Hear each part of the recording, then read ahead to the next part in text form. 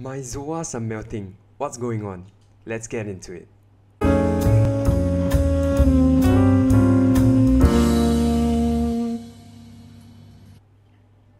Hey yo everyone, welcome back to another video by SEA REEFER. So today, I will have a quick tank update on my Red Sea Reefer. But before I go into that, I would like to give you a quick update on the Nuvo Peninsula that I just set up about a week ago. It's currently still cycling, and I have not done anything additional to the tank. I have not added anything extra since setting up the tank. I've just been testing all the parameters to track my cycle to see whether it is done cycling. Obviously in such a short span of time it is not done cycling. So I'll just leave it as that and let the tank cycle itself. I'll probably do a video this Thursday to give a few updates on this tank and also just to show you guys the progress of the tank. But back to my Red Sea Reefer. There's a quote that says that no news is good news, but I wish I had some news on my cyano. I'm still facing the battle of cyano. It's been almost 1.5 months and I'm still fighting it. I have increased the amount of siphoning as mentioned in my previous videos and have tried to increase the nitrates in the water. The reason I'm doing so is because cyano is due to an imbalance in nutrients, and I'm hoping that increasing my nitrates will help to curb the cyanobacteria. According to Dr. Tim, this is one of the ways to help to curb cyano, but I'm not too sure if it works, so I just thought I'll give it a go. Additionally, I'm still very resistant in adding ChemiClean because it is not a long-term fix. It is just a band-aid on an existing problem on the tank.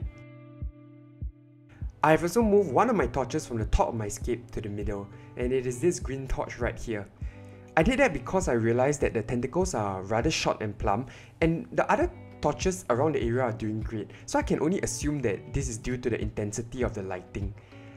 The torch has been in this place for about a month to about 2 months, and I decided that now would be a good time to move it because I don't think the torch is able to adapt to the high lighting at the top of my scape.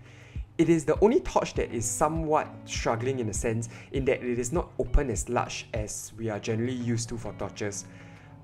Personally, I do this quite often when after placing a coral, I give it about a month or two to try to get used to the environment before I decide to move it. In most cases, corals are able to adapt to the environment, but once in a while you face a situation like this where they just can't adapt to the conditions, and this is usually when I decide to move them. Hopefully the torch actually gets used to the lighting here, and in a week's time the coral will be much happier. Okay, on to my Zoas, but before that it would be super helpful if you could smash the like button and subscribe to my channel. It will go a long way in helping me and my channel. So back to my Zoas. Some of my Zoas, to be specific, 2 of my Zoa polyps have been melting. As you can see, these 2 Zoas are closed. I'm not really sure whether you can see the head, but they have not been open for days, and the Zoas around them don't look that happy as well.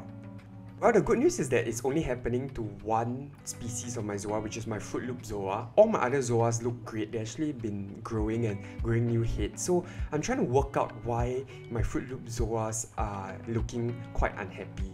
I can only think of 3 possible reasons for this. The first being a parameter issue. So in my bid to tackle cyanobacteria, I've slowly increased my nitrates, and that is the only change in my parameters in the past few months. Every other parameter has been more or less rather constant.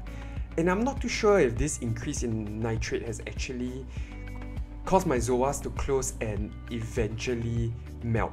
Previously they were open, so I'm not too sure if they are not liking the higher levels of nitrates.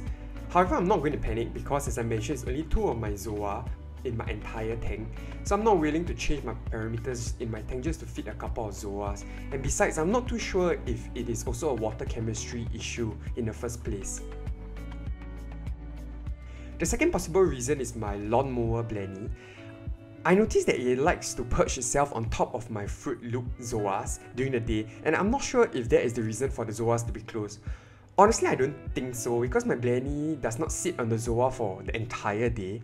So I don't think it is because of it, and also my Blenny perches on other corals including other Zoas, which isn't causing any of my other Zoas any issues. So I don't think it is because of my Blenny that is causing them to melt. The third possible reason is that I have some form of Zoa eating pest. Personally, I make it a habit to dip all my corals before they go into the tank. But even then, it is still not 100% guaranteed that no pest enters the tank. I'm unsure if there's a Zoa pest in my tank that is munching on these Zoas. I've tried looking at the Zoas when the lights are off, but I don't see any spiders or nudibranch, which is a good sign. But anywho, I've decided to dip my coral in Coral IX just to play it safe. So I dipped it a couple of times, I think twice in this week, just to play it safe. And there's no pest that died or came out, so I don't know if it is because of a Zoa pest as well. Honestly, I'm quite perplexed by this Zoas dying because my parameters seem to be more or less quite in check, but thankfully it is just 2 polyps and not all my Zoas. So I'll just continue to observe them over the next couple of weeks. And if you have any ideas of why my Zoas are close or melting, please do let me know. I really hope that it doesn't spread to the rest of the Zoas and that it just stays as it is. As always, I'll keep you guys updated on the status of the tank next week. And with that, I think I will end my video right here. Thank you for watching. Stay safe, love your tank. Till next time. See ya!